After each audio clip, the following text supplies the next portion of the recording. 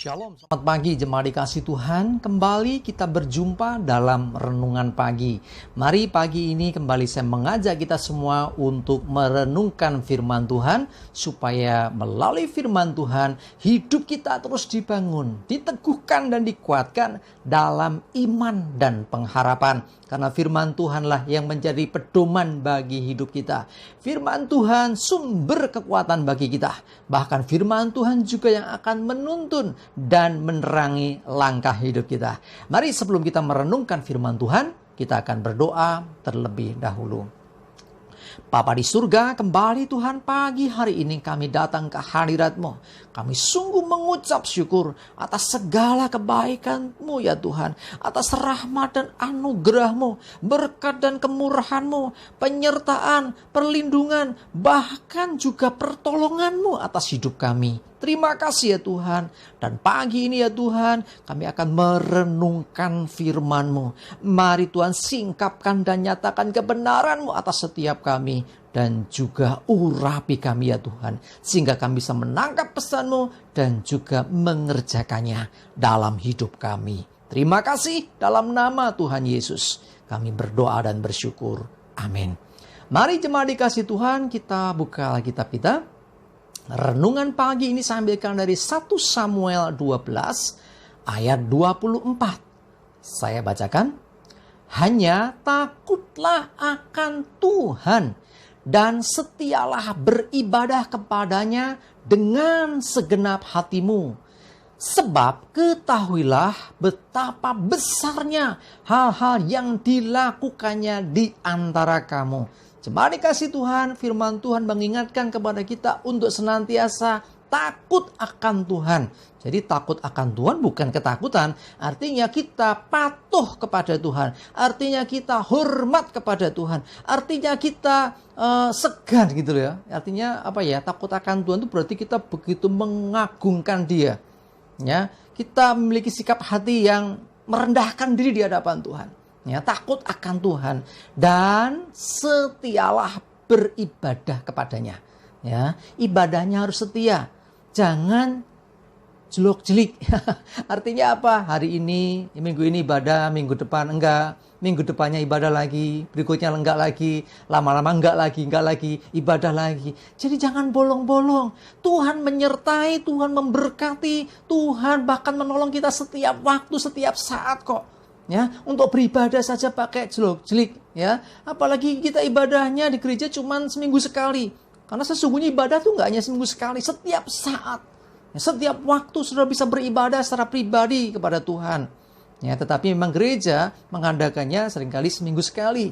Itu saja masih diutang, masih pakai bolong-bolong, jangan ya. Mari usahakan betul-betul engkau beri waktu yang terbaik untuk beribadah kepada Tuhan dengan setia, tidak ada bolongnya. Nah, bagaimana ketika mungkin kondisi sakit, bagaimana terhalang prokes nggak bisa ke gereja? Ya, di zaman sekarang ibadahnya lebih fleksibel. Artinya saudara bisa beribadah di rumah, saudara bisa beribadah di kamar, saudara bisa beribadah ketika di rumah sakit, ketika saudara sedang isolasi mungkin, atau saudara sedang dimanapun.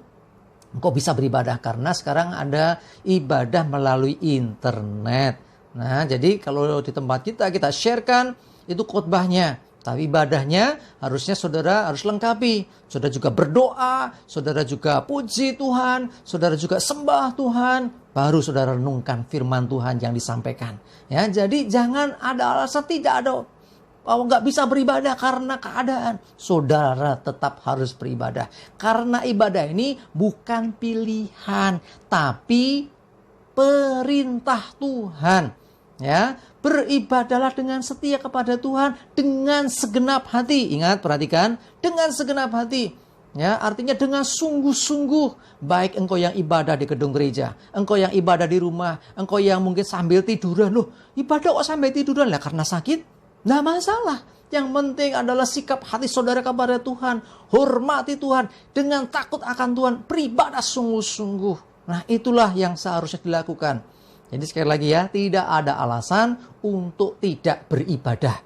Selama kita sebagai anak-anak Tuhan, orang-orang percaya, ibadah adalah suatu hal yang wajib. Tetapi saya memberitahu, Ya, jangan hanya jadikan kewajiban, tapi jadikan kebutuhan. Kita yang butuh Tuhan. Tuhan sudah melakukan banyak hal. Perhatikan, sebab ketahuilah betapa besarnya hal-hal yang dilakukannya di antara kamu. Jadi betapa besar apa yang Tuhan sudah buat bagi hidup kita. Di masa yang lalu kita orang berdosa, kita hidup di jalan yang salah, akhirnya ditebus Tuhan, diselamatkan Tuhan. Itu satu perbuatan Tuhan yang ajaib, yang luar biasa, yang dahsyat atas hidup kita. Demikian juga untuk setiap waktu Tuhan menyertai kita. Untuk setiap berkat yang Tuhan berikan yang boleh kita nikmati. Ingat, itu bukan gagah kuat kita. Berkat yang kita nikmati itu bukan karena kekuatan kemampuan kita. Semua karena datang dari Tuhan. Karena itu ibadahmu kepada Tuhan juga jangan bolong-bolong. Senantiasa lakukan dengan setia. Ya, walaupun di rumah tetap sungguh-sungguh. Jangan sampai lalu. Ya, mungkin kau sambil tiduran, tapi hatinya sungguh-sungguh tertuju kepada Tuhan. Mari jemaat dikasih Tuhan. Tuhan sudah banyak buat perkara ajaib dalam hidupmu. Ya, perhatikan apa yang sudah Tuhan buat. Berkat yang tak terhitung banyaknya sudah Tuhan berikan. Mosok beribadah kepada Tuhan pakai di selang-seling. Jangan demikian. Saya mengajak kita semua, ayo beribadah dengan sungguh-sungguh. Beri waktu yang terbaik. Beribadah dengan segenap hati. Karena ini yang dikehendaki Tuhan dari setiap kita.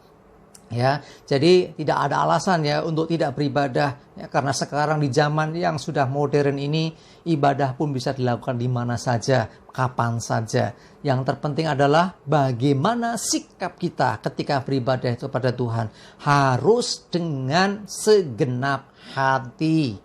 Ya, hari ini saya mengajak siapkan diri untuk ibadah. Mungkin ada ibadah pagi, siang, sore, atau malam ya. Tergantung ya. Yang penting adalah hatimu sungguh-sungguh kepada Tuhan. Nggak bisa beribadah pun. Mungkin sedang dalam perjalanan. Atau mungkin sedang di tempat yang jauh. Ya, saudara, selama masih ada jaringan internet, saudara bisa. Kalau nggak ada internet juga di tempat terpencil, nggak ada kuota, saudara beribadah sendiri kepada Tuhan. Saudara puji Tuhan, sembah Tuhan, baca firman Tuhan, renungkan firman Tuhan. Itu juga ibadah. Ya, karena keadaan tidak bisa kumpul yang lain, tidak apa-apa. Ya, yang penting jangan pernah melalaikan ibadah. Mari setialah beribadah dengan takut akan Tuhan dan lakukan semua dengan segenap hati. Sebab Tuhan senantiasa melihat setiap hati yang mengasihi Dia. Amin. Kita berdoa. Bapa di surga, terima kasih Tuhan untuk firman-Mu pagi ini yang mengingatkan kami untuk tidak meninggalkan ibadah. Apapun keadaan kami mau tetap memberi waktu untuk beribadah kepada Tuhan. Biarlah kami termasuk orang-orang yang setia. Engkau Roh Kudus yang menolong kami untuk bisa mengerjakan ini.